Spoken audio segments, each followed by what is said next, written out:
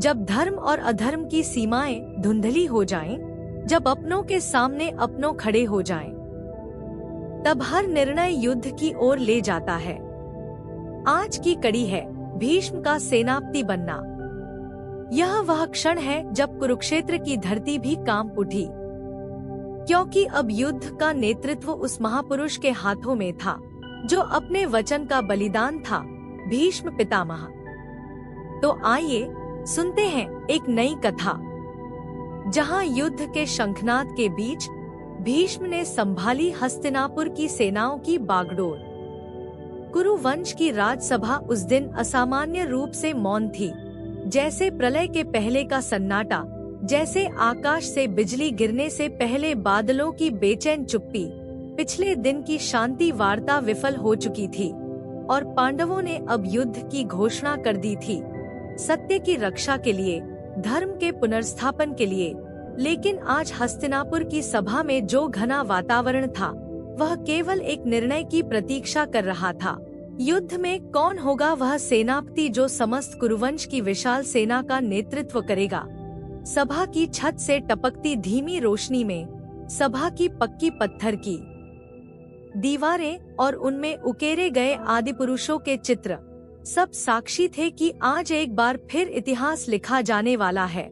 वहीं सिंहासन के समीप खड़ा था दुर्योधन, अभिमान और क्रोध से दहकता हुआ।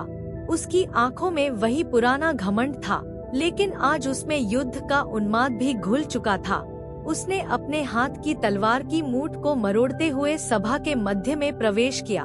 उसके पीछे कर्ण था, सूर्यपुत्र, जिसकी आंखें पहले से ही युद्ध की लपटों में जल रही थी, और साथ ही शकुनी, जिसके चेहरे पर छल की वही पुरानी मुस्कान थी।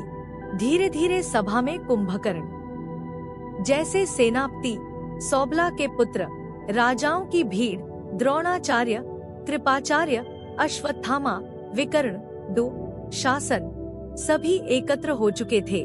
परंतु सभी की दृष्टि एक और थी। सभा के उस छोर पर जहां अपनी धवल दाढ़ी, स्थिर नेत्रों और कालजयी गरिमा के साथ खड़े थे भीष्म, गंगा पुत्र, प्रतिज्ञा का जीवंत स्वरूप, हस्तिनापुर के युगों से अनमोल प्रहरी। दुर्योधन ने सभा के मध्य में खड़े होकर अपनी गंभीर वाणी में कहा, समय आ गया है जब हस्तिनापुर की सेना को वह नेतृत्व दिया जाए जो न केवल पांडवों को, बल्कि यदि देवता भी युद्ध भूमि में उतरे तो उन्हें भी पराजित कर सके। एक ऐसा सेनापति जिसकी उपस्थिति मात्र से दुश्मन की रेखाएं कांप उठें और उस क्षण जैसे समय ठहर गया हो। सभा की सांसें थम गईं और सभी ने एक साथ सिर घुमाकर देखा।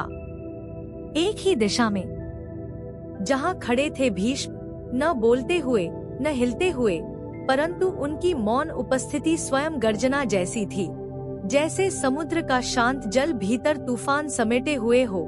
कुछ पल तक वह चुप रहे, फिर अपने दोनों हाथों को पीछे बांधते हुए आगे बढ़े। उनके कदमों की गूंज जैसे सभा के हर कोने में प्रतिध्वनित हो रही थी, और बोले, मैं आज भी अपने वचन के अधीन हूँ। मैंने हस्तिनापुर के सिंहासन की रक्षा का संकल्प लिया है, न राजा के पक्ष में, न किसी पुत्र के, बल्कि इस राज्य की मर्यादा के लिए। यदि यह सभा मुझे योग्य समझती है तो मैं इस युद्ध का नेतृत्व करूंगा। उनकी वाणी में गरिमा थी, संतुलन था और संकल्प की वह अग्नि थी जो वर्षों से भीतर जल रही थी। सभा में बैठे समस्त योद्धा झुक गए। दुर्योधन मुस्कुराया, पर तभी भीष्म ने हाथ उठाया और गंभीर स्वर में कहा, पर मेरी एक शर्त होगी। शिखंडी, जो कि जन्म से स्त्री और अब पुरुष कहलाता है, उस पर मैं कोई शस्त्र नहीं उठाऊंगा। यह वाक्य सभा में ऐसे गूंजा जैसे कोई दुर्बलता उजागर हो गई हो, जैसे भविष्य की एक दरार उसी क्षण उभर आई हो। लेकिन दुर्योधन ने तुरंत सहमति में सिर हिलाया। पितामह, आपकी यह शर्त स्वीकार है। आपकी उपस्थिति ही हमारी विजय की गारंटी है। शकुनी ने वहीं अपने वस्त्र के किनारे को मरोड़ा। उसकी आंखों में एक अलग गणना चल रही थी। युद्ध अभी प्रारंभ नहीं हुआ था, परंतु उसका खेल पहले ही चालें बिछाने लगा था। उसी क्षण सभा में घोषणा हुई, अब से कुरु सेना के सेनापति होंगे गंगापुत्र भीष्म, जिनकी रथ की ध्वजा के नीचे काल भी डरकर भागेगा। जय घोष गूंजने लगा, भीष्म पितामह की जय। और वह दिन हस्तिनापुर के इतिहास में उस काल चक्र का प्रथम घूर्णन बना, जब धर्म और अधर्म के मध्य सबसे शक्तिशाली योद्धा ने धर्म के लिए नहीं बल्कि वचन के लिए अपना स्थान चुना। सभा समाप्त हो गई, लेकिन दीवारों में वह निर्णय गूंजता रहा। भीष्म ने अब युद्ध को अपने हृदय में स्थान दे दिया था और कुरुक्षेत्र की भूमि यह अनुभव कर रही थी कि एक महासंग्राम अब अवश्यंभावी है, एक ऐसा संग्राम जिसे स्वयं देवता भी रोक नहीं सकते। सभा विसर्जित होने को थी, परंतु समय थमा हुआ सा प्रतीत हो रहा था। गंगापुत्र भीष्म अब भी वहीं खड़े थे, मर्मांतक शांति में डूबे हुए, जैसे कोई पुराना देवता जो हजारों युगों की घटनाओं को अपनी आंखों में समेटे एक ही क्षण में समग्र भविष्य को तौल रहा हो। सभा की भव्यता, चंदन और कपूर की गंध, देवदूतों जैसे स्तंभ, उन पर नक्काशी किए हुए कुरुवंश के प्रतीक, सब मौन थे और उस मौन के केंद्र में खड़े थे भीष्म, न तो गर्व से न भय से, बल्कि उस कर्तव्यबोध के बोझ से जो उन्हें जन्म से ही विरासत में मिला था। उन्होंने आंखें बंद कर ली, जैसे भीतर आत्मा के गहरे गलियारों में उतर गए हों। वह आत्मा जो युद्ध नहीं चाहती थी, वह आत्मा जो शांति के पथ पर थी, परंतु वचन की दीवारों में बंद थी।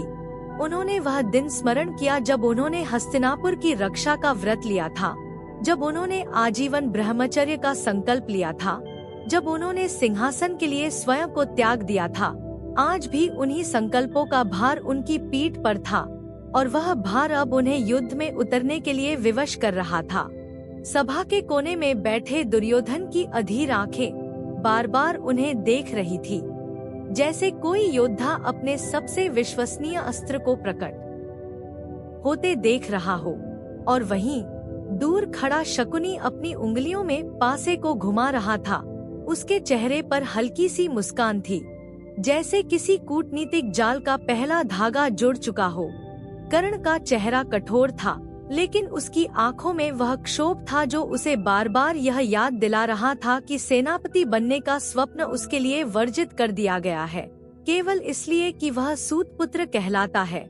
इन सब दृष्टियों और भावनाओं के मध्य गंगा पुत्र ने धीरे से अपनी आंखें खोली और एक दीर्घ निश्वास के साथ कदम आगे बढ़ाया। उनके पांवों की आहट जैसे सभा की आत्मा को कंपा रही हो। उन्होंने अपने दाएं हाथ को ऊंचा उठाया और स्वर में वह स्थिरता थी जो वज्र की होती है। मैं भीष्म गंगापुत्र आज इस सभा के समक्ष समस्त देवताओं और पितरों को साक्षी मानकर यह घोषणा करता हूँ कि मैं हस्तिनापुर की सेना का नेतृत्व स्वीकार करता हूँ।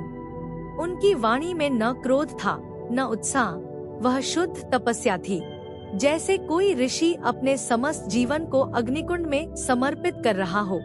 सभा में बैठे अनेक जन मुस्कुराए। दुर्योधन ने अपने सिंहासन की मुट्ठी को और कस लिया, जैसे कोई जीत की दस्तक सुन चुका हो।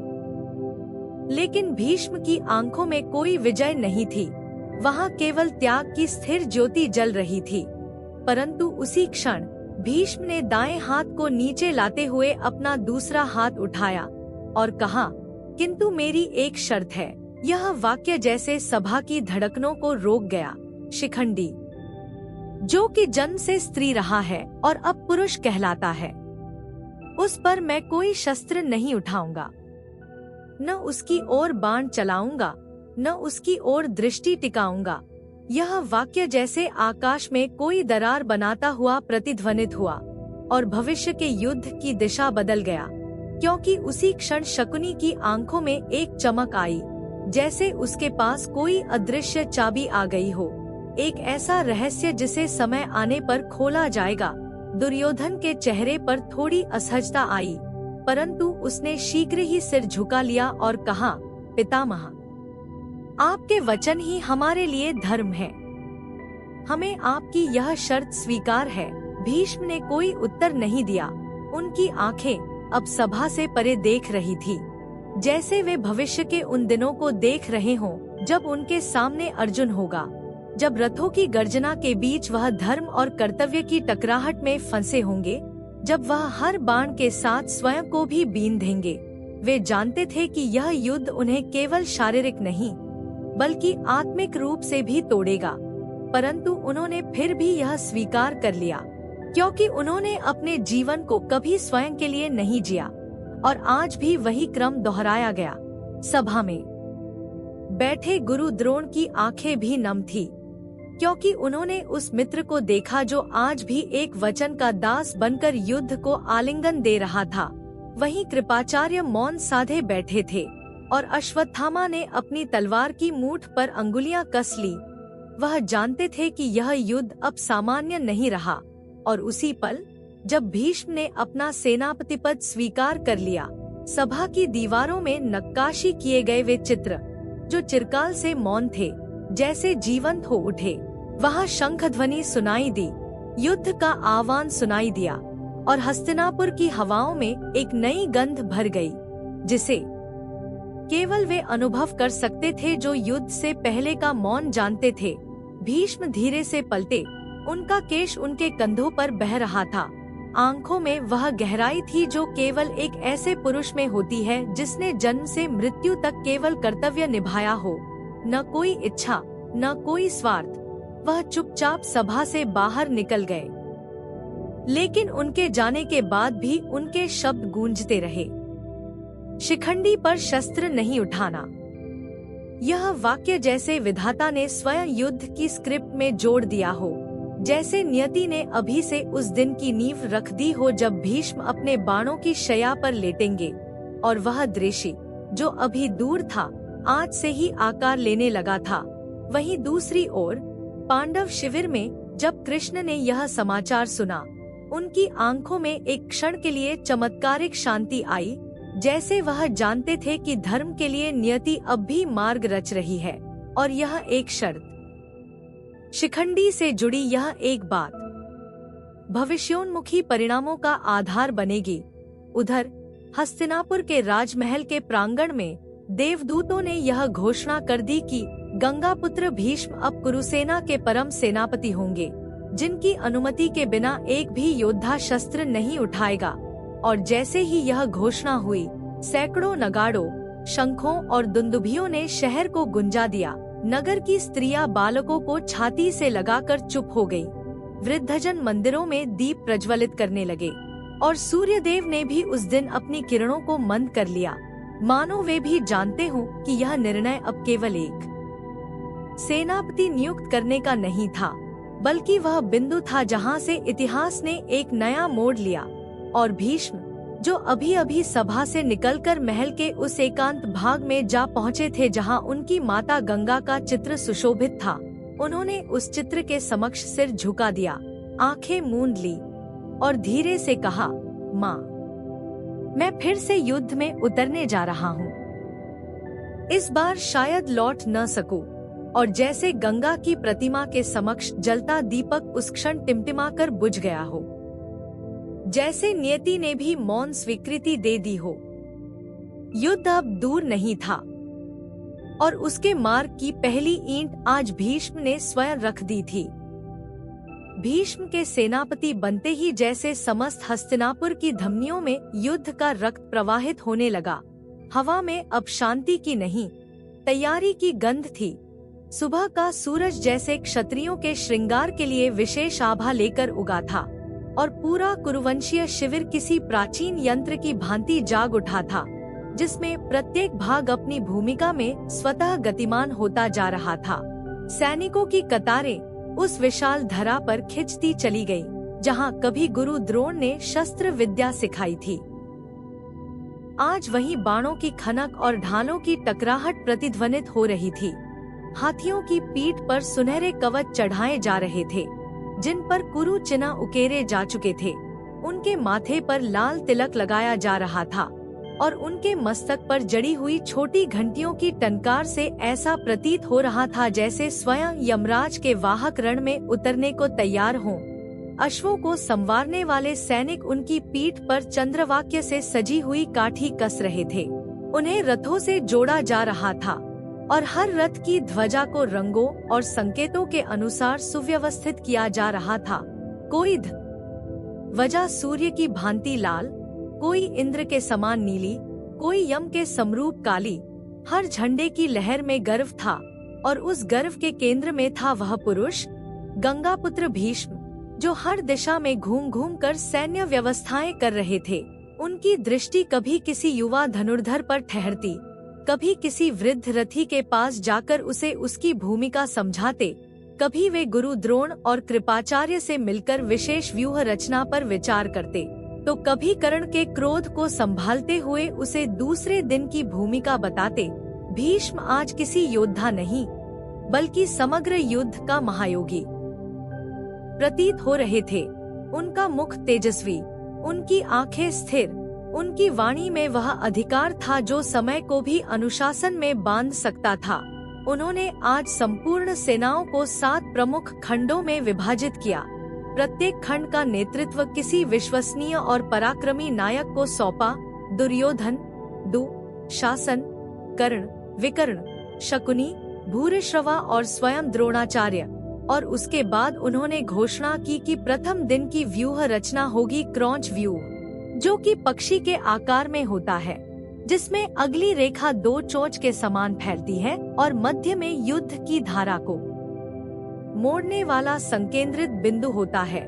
उन्होंने यह व्यूह इसलिए चुना ताकि पांडवों की सेना को भ्रमित किया जा सके और उनके मध्य को भेदते हुए विभाजन किया जा सके। शिविर में बैठे सेनानायकों के मध्य इस निर्णय को सुनते ही जैसे एक अदृश्य तरंग फैल गई। अब यह स्पष्ट हो चुका था कि युद्ध केवल शक्ति का नहीं, बल्कि गूढ़ रणनीति और मानसिक तीव्रता का भी होगा। भीष्म ने फिर से सभी रथों की स्थिति, योद्धाओं की पंक्तियां, जल और अन्न की व्यवस्था, चोटिल सैनिकों की देखभाल के लिए वैद्य दल, संकेत देने के लिए शंखवादक और ध्वज वाहकों की सूची तक स्वयं संकलित की। वे केवल युद्ध के योद्धा नहीं थे, वे युद्ध के स्वयं नियंता बन चुके थे। हाथ में ग्रंथों के अंश, पुरानी संहिताओं के अनुसार उन्होंने आकाश के संकेत, नक्षत्रों की दिशा और चंद्र की स्थिति देखकर शुभ समय निश्चित किया। तीसरे प्रहर की समाप्ति पर प्रथम शंखनाद होगा। इस संपूर्ण व्यवस्था के बीच उन्होंने अकेले में जाकर शिविर के उस चबूतरे पर खड़े होकर दूर दूर तक फैली सेना को देखा। हजारों ध्वजाएं लहराती हुई, हजारों भालों की नोकें सूर्य की किरणों में चमकती हुई, और उन सब के मध्य वह सुनहरी रथ जिस पर वे स्वयं सवार होंगे। उन्होंने धीरे से आंखें मूंदी और जैसे उस गहराई में उतर गए जहां मनुष्य अपने धर्म, कर्म और संकल्प के मूल को खोजता है। भीतर से एक स्वर फूटा, यह युद्ध कोई विजय की लालसा नहीं, बल्कि वचन की परीक्षा है। फिर उन्होंने नेत्र खोले और कदमों से धरा को स्पर्श कर प्रणाम किया, क्योंकि यह वही भूमि थी जिसे उन्होंने मां गंगा के आंचल में पाला था, और अब वही भूमि रक्त से सिंचित होने जा रही थी। वहीं दूसरी ओर दुर्योधन, जो इन तैयारियों को देखकर प्रफुल्लित था, उसने स्वयं भी अपने निजी सैन्य समूह को बुलाकर विशेष प्रशिक्षण देना शुरू किया। उसने अपने भाइयों को बुलाया, कर्ण को विशेष रथ प्रदान किया और गुरु द्रोण से प्रार्थना की कि वे युद्ध में स्वयं आगे बढ़े, न केवल शिक्षाविद के रूप में, बल्कि एक योद्धा के रूप में भी। द्रोण ने मौन में सिर झुकाकर उत्तर दिया। उनकी आंखों में संदेह था, क्योंकि वे जानते थे कि धर्म किस ओर है, परंतु भीष्म की भांति वे भी बंधे थे कर्तव्य की उस लौह श्रृंखला से जो किसी भी योद्धा को स्वतंत्र नहीं छोड़ती। उधर सैनिकों के लिए विशेष प्रातःकालीन यज्ञ आरंभ हुए। यज्ञशालाओं से धुआं उठता, मंत्रोच्चारण होता, अग्निकुंड में घी अर्पित किया जाता। हर यज्ञ की आहुतियों में एक ही कामना थी, विजय की प्राप्ति। लेकिन वह विजय किसके लिए थी, किस उद्देश्य से? यह प्रश्न हवा में तैरता रहा, परंतु किसी के पास उत्तर नहीं था। रात्रि में जब चंद्रदेव आकाश में आए, तब भी भीष्म अपने शिविर में जागते रहे। उन्होंने रात्रि के अंतिम प्रहर तक सभी सैन्य गणनाएं स्वयं देखीं, जैसे कोई राजा नहीं, तपस्वी हो, जो रणभूमि को अपना आश्रम मान चुका हो। उन्होंने प्रतिज्ञा की कि जब तक वह जीवित हैं, पांडवों को विजय नहीं मिलने देंगे। यह प्रतिज्ञा नहीं, युद्ध का उद्घोष था, और उस उद्घोष में वह प्रलय था जो युगों तक गूंजेगा। और अंततः अगली सुबह जब सूरज ने कुरुक्षेत्र की धरती पर पहली किरणें डाली, तब वह धरती अब युद्धभूमि बन चुकी थी, और उसकी हर श्वास, हर धड़कन, हर कंपन में अब केवल रण की तैयारी थी। भीष्म उस रण के केंद्र में थे, और उनके चारों ओर तैयार हो रही थी वह कुरुसेना, जो केवल हथियार नहीं, अपराजय संकल्प लेकर युद्ध में उतरने जा रही थी। कुरुक्षेत्र की उस धरती पर जहां सन्नाटा भी प्रतीत होता था मानो स्वयं समय ने अपनी गति रोक दी हो, वहीं एक और विशाल वटवृक्ष की छाया में दो दिव्य पुरुष बैठे थे। एक था वह जो चक्रधारी विष्णु का अवतार था, और दूसरा वह जो गांडीवधारी था, देवेंद्र का पुत्र मधुसूदन और पार्थ। समूचे युद्ध क्षेत्र के पार क्षितिज के सिरे पर जब गंगापुत्र भीष्म को सेनापति घोषित किया गया, तब उनके रथ की ध्वजा जब हवा में लहराई और उनकी आंखों की ज्वाला जब दूर से भी दृष्टिगोचर हुई, तब पांडवों के शिविर में जैसे किसी अदृश्य संकल्प की कसमकस मच उठी। अर्जुन, जो न केवल अपने समय का सर्वश्रेष्ठ धनुर्धर था, बल्कि वह योद्धा भी जिसे स्वर्ग ने भी सम्मान दिया, आज उसी के हृदय में ऐसा कंपन हो रहा था जैसे कोई बालक अपने ही पिता के विरुद्ध खड़ा होने को विवश हो। उसने अपने सिर को झुकाया जैसे वाणी स्वयं व्रत का उल्लंघन कर रही हो, और धीमे स्वर में बोला, मधुसूदन, मैं भीष्म से कैसे युद्ध करूं?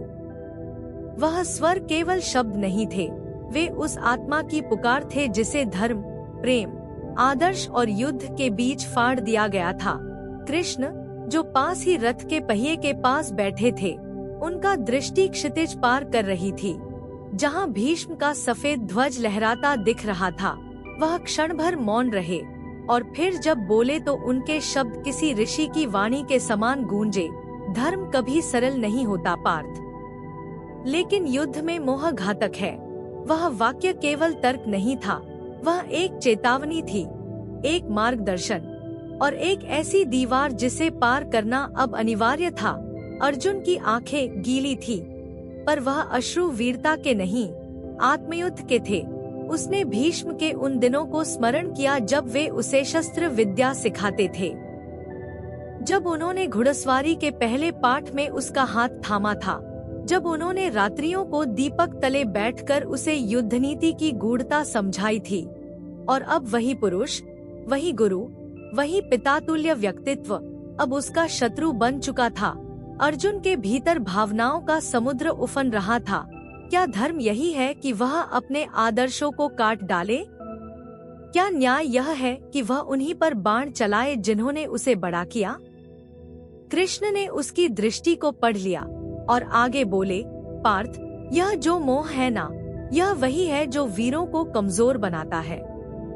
तुम यह मत भूलो कि भीष्म आज धर्म की नहीं, वचन की ओर खड़े हैं। उनका सम्मान करो, पर सत्य का त्याग मत करो। याद रखो अर्जुन, यदि तुम्हें धर्म के लिए अपनों के सम्मुख खड़ा होना पड़े, तो वह युद्ध सबसे कठिन होता है, लेकिन वही सबसे आवश्यक भी। यह सुनकर अर्जुन ने धरती की ओर देखा, और उसकी मुट्ठी में गांडीव और उंगलियों में खिंची प्रत्यंचा जैसे उसे उसका उत्तर दे रही थी, परंतु हृदय अब भी विचलित था। उसी क्षण एक शीतल हवा चली और उस वटवृक्ष की पत्तियां हिलने लगीं, जैसे प्रकृति स्वयं इस संवाद को सुन रही थी। अर्जुन ने पूछा, क्या यह युद्ध मुझे धर्म के और निकट ले जाएगा या और अधिक भ्रमित कर देगा? कृष्ण ने मुस्कुराकर कहा, धर्म कोई सीधा पथ नहीं होता पार्थ। वह जंगल के मार्ग जैसा है, जहाँ कांटे भी हैं और फूल भी, पर जो साहस करता है वही उसके अंत तक पहुँचता है। भीष्म तुम्हारे मार्ग की परीक्षा है, पर सत्य की विजय तभी संभव है जब तुम मोह के बंधन से मुक्त हो सको। अर्जुन अब भी चुप था। उसका मन मानो एक युद्धभूमि बन चुका था, जहां अतीत की स्मृतियां, वर्तमान की विवशता और भविष्य की चेतना आपस में टकरा रही थी। एक और वह बालक अर्जुन था जो भीष्म की गोद में खेला था, और दूसरी ओर वह योद्धा अर्जुन था जिसे युधिष्ठिर के राज्य की रक्षा के लिए बाण उठाना था। वह समझ रहा था कि यह युद्ध केवल बाह्य नहीं, आंतरिक भी था, और वहीं कृष्ण की दृष्टि स्थिर थी, जैसे उन्हें पहले से ही ज्ञात हो कि यह क्षण एक महान ग्रंथ की भूमिका बन जाएगा, जैसे यह संवाद ही गीता की नींव रख रहा हो। उन्होंने अर्जुन के कंधे पर हाथ रखा और कहा, यदि तुम चाहो तो अब भी पीछे हट सकते हो, पर फिर यह जान लो कि धर्म तुम्हारी प्रतीक्षा नहीं करेगा। अर्जुन की आंखें बड़ी हुईं। वह जानता था कि कृष्ण उसे परख रहे थे और यह कोई साधारण निर्णय नहीं। वह उठा और गांडीव को अपने कंधे पर टांगा। उसकी चाल में कंपन था परंतु संकल्प भी, और उसी क्षण उसने कहा, मधुसूदन, यदि यह मेरी आत्मा की अग्नि परीक्षा है तो मैं इसके मध्य से होकर गुजरूंगा, चाहे अग्नि मुझे जलाए या शुद्ध करे। कृष्ण ने सिर हिलाया और बोले, यही है वीरता पार्थ, यही है धर्म का स्वीकार। युद्ध केवल बाणों से नहीं जीते जाते, वे पहले मन में लड़े जाते हैं। और तभी दूर पश्चिम से एक अशुभ पक्षी की आवाज आई, जैसे समय स्वयं इस संवाद को चिह्नित कर रहा हो। इस धरती पर बहुत कम संवाद ऐसे होते हैं जो युगों को आकार देते हैं, और यह एक था। सूर्य अब क्षितिज से ऊपर आ चुका था और उसकी रोशनी अब पांडव शिविर की काली छावनी पर पड़ रही थी। अर्जुन उस रोशनी को देख रहा था और वह जानता था, अगला सूर्योदय अब केवल रणभूमि के मध्य होगा, जहां उसे भीष्म के सम्मुख खड़ा होना होगा। वह युद्ध जो शायद बाहरी नहीं, आंतरिक रूप से उसे खंडित कर देगा। परंतु अब वह तैयार था, क्योंकि कृष्ण साथ थे। और धर्म की डगर पर जब मोह गिरने लगे, तब केवल आत्मा ही रथ बनती है, और उसका सारथी यदि कृष्ण हो तो भ्रम भी मार्ग बन जाता है। संध्या का वह क्षण जब सूर्य की अंतिम किरणें धरती से विदा लेने लगती हैं, जब आकाश रक्तवर्णी हो उठता है और आकाश गंगा की प्रथम झलक क्षितिज पर बिखरने लगती है, वह क्षण अपने भीतर एक अद्भुत दिव्यता और मौन का आभास लिए होता है। और ऐसे ही एक विलक्षण संध्या में गंगा पुत्र भीष्म, जिनकी आत्मा व्रतों की जंजीरों में बंधी थी, अकेले मौन और मंथर कदमों से चल रहे थे। शिविर की हलचल से दूर, सेना की रणनीति और रथों की तैयारी से परे, वे उन पगडंडियों पर चल रहे थे जहां केवल एकात्मता थी। वह एकांत स्थान जहां मनुष्य अपने भीतर की सबसे गहरी आवाज सुन सकता है। वह चलते चलते पहुंच गए उस दिव्य सरस्वती तट पर, जहां कभी उन्होंने अपनी प्रतिज्ञाएं ली थी, जहां उन्हें गंगा की गोद में पहली बार शस्त्र का संस्कार मिला था, और जहां आकाश स्वयं उन्हें पहचानता था। चारों ओर का वातावरण गहराते नीले में बदल रहा था।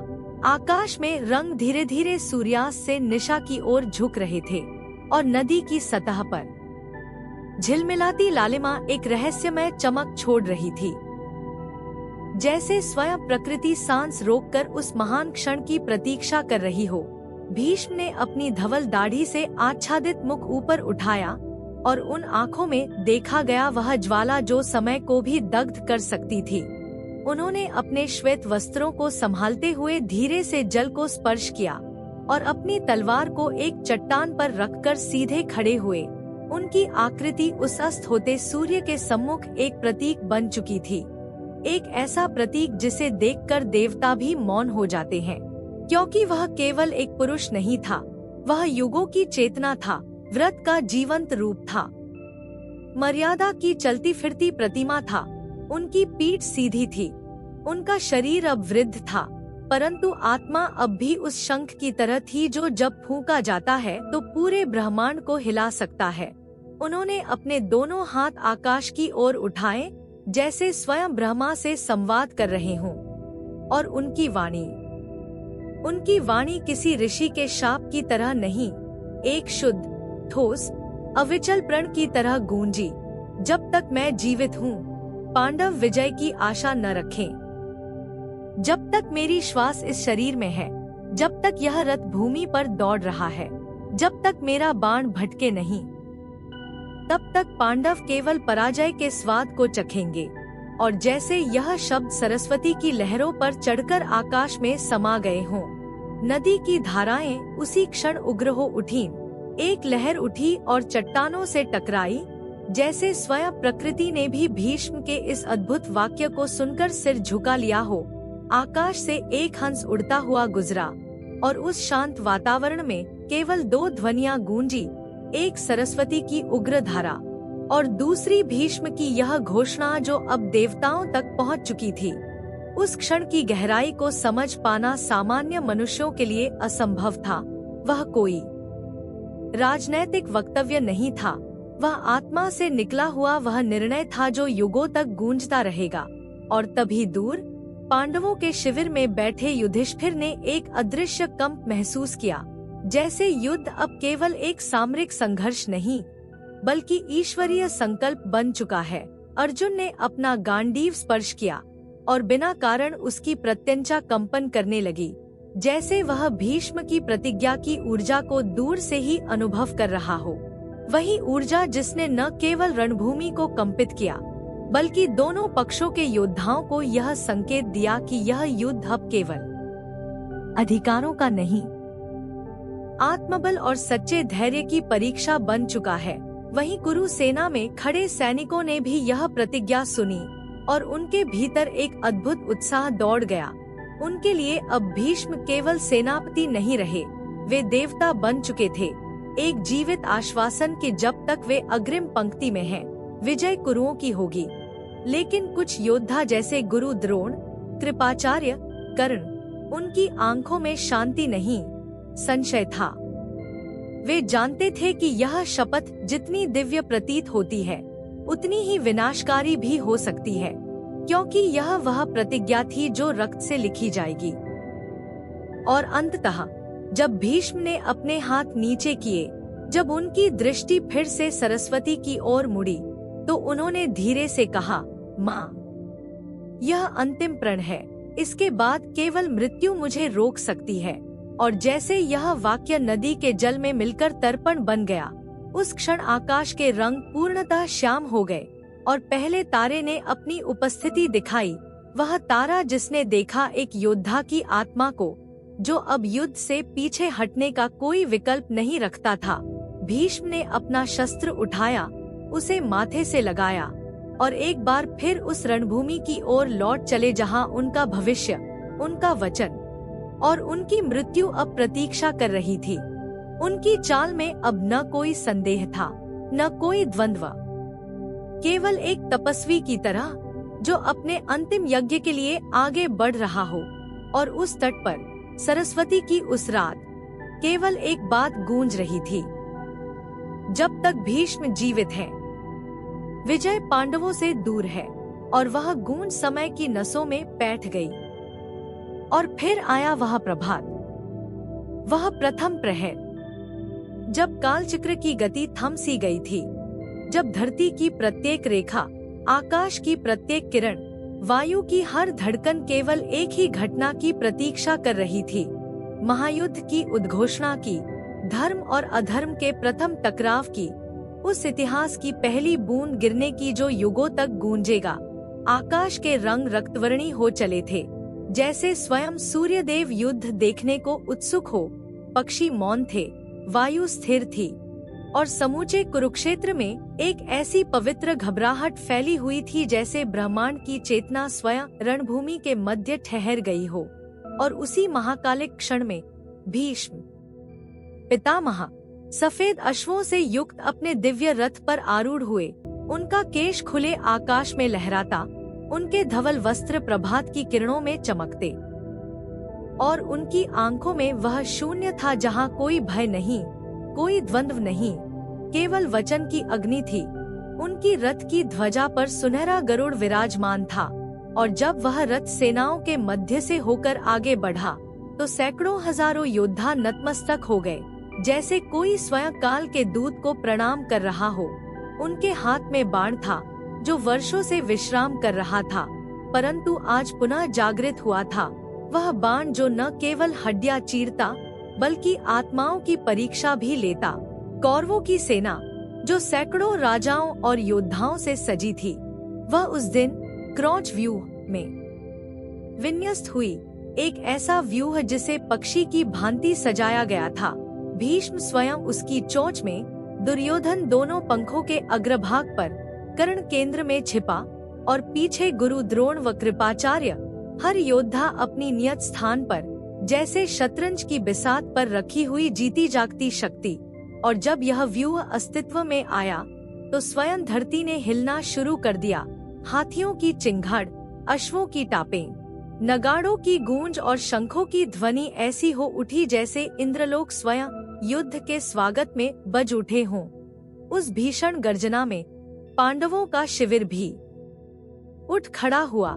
युधिष्ठिर ने माथे पर चंदन लगाया, भीम ने अपनी गदा उठाई, नकुल सहदेव ने कवच कसा और अर्जुन ने गांडीव उठाकर उसे अपने हृदय से लगाया।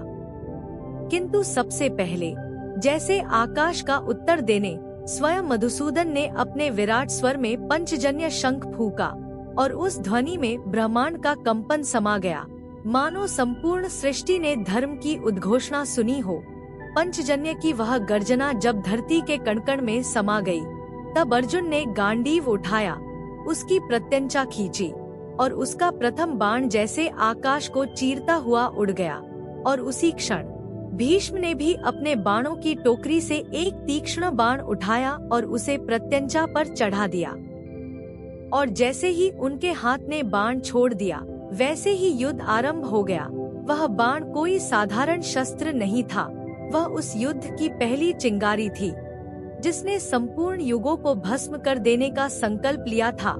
हजारों रथ रणभूमि में दौड़ने लगे, अश्वों की टापें धूल उड़ाने लगी, ध्वजाएं लहराने लगी और हर दिशा से बाणों की वर्षा आरंभ हो गई, कभी आकाश को चीरती हुई, कभी धरती को विदीर्ण करती हुई।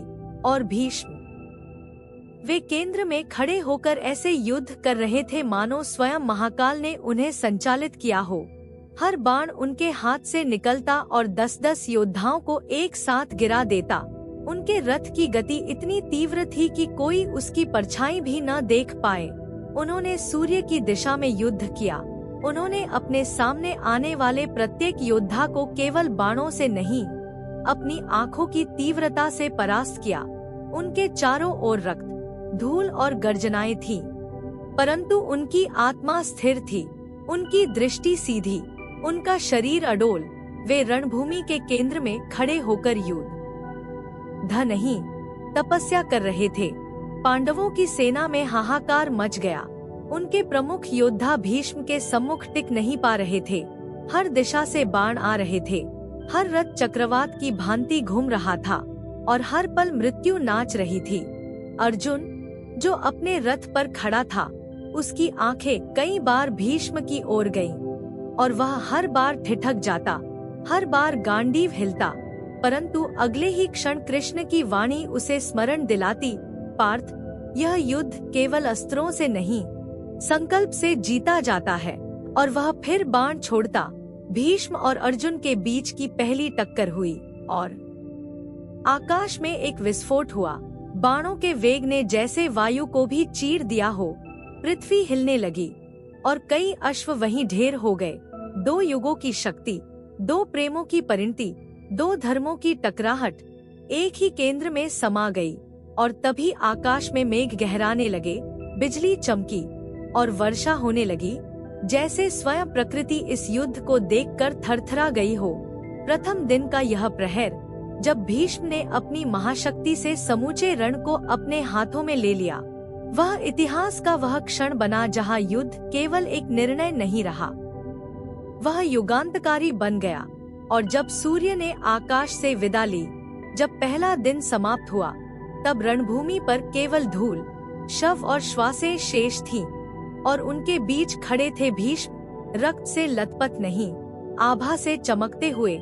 उनकी आंखों में अब भी वही प्रतिज्ञा थी, जब तक मैं हूँ, पांडव विजय से वंचित रहेंगे। और उस दिन का सूर्य, जो रक्तिम अस्त हो गया था, उसने स्वयं देखा इतिहास का प्रथम रक्तपात। धर्म और अधर्म की उस पहली लहर को जो अब रुकने वाली नहीं थी। और फिर धीरे धीरे वह क्षण भी निकट आया जब आकाश का रंग रक्तवर्णी हो उठा, जब सूर्य अस्ताचल की ओर बढ़ चला और समूचा कुरुक्षेत्र एक ऐसी छाया में डूबने लगा जहां उजाला भी डरने लगा था, क्योंकि यह केवल दिन का अंत नहीं था, यह उस दिन का समापन था जिसमें भीष्म ने युद्ध भूमि को अपने नाम से लिख दिया था, जहां मृत्यु उनकी बाणों की भाषा बोलती थी, जहां जीवन की परिभाषा केवल उतनी रह गई थी जितनी देर तक कोई योद्धा उनके समक्ष टिक सके। रणभूमि के हृदय में जहां धूल, शव और असंख्य रक्तरंजित अस्त्रपात्र बिखरे पड़े थे, वहीं भीष्म अपने दिव्य रथ पर खड़े थे। उनका धवल कवच अब रक्त की छींटों से रंजित था। उनके रथ के पहिए सैकड़ों शवों को पार कर आगे बढ़े थे और उनके हाथों ने उस दिन हजारों बाण छोड़े थे, जैसे वे कोई मनुष्य नहीं बल्कि स्वयं ब्रह्मास्त्र की जीवित प्रतिमा बन गए हों। सूर्य की किरणें जब उनके मुकुट पर पड़ती तो ऐसा प्रतीत होता कि देवताओं का कोई सेनापति स्वर्ग से उतरा है, जो केवल न्याय नहीं वचन का अनंत भार लेकर आया है। पांडवों की ओर युद्ध भूमि जैसे करा उठी थी। उनके सैनिकों की कतारें छिन्न भिन्न हो चुकी थी। उनके प्रमुख योद्धा परस्पर संकेत देकर पीछे हट चुके थे और स्वयं अर्जुन की दृष्टि उस सूर्यास्त से मिल रही थी जिसमें केवल पराजय की रक्तछाया थी। कृष्ण, जो अर्जुन के सारथी थे, उन्होंने उस पूरे युद्ध को शांति से देखा, जैसे वे किसी गुप्त निर्णय की प्रतीक्षा कर रहे हों। उनकी आंखें स्थिर थीं, उनके अधरों पर मौन था, परंतु वह मौन किसी साधारण मनुष्य का नहीं था। वह उस पुरुष का मौन था जो सब देखता है, सब समझता है, पर तभी हस्तक्षेप करता है जब धर्म का संतुलन डगमगाने लगता है।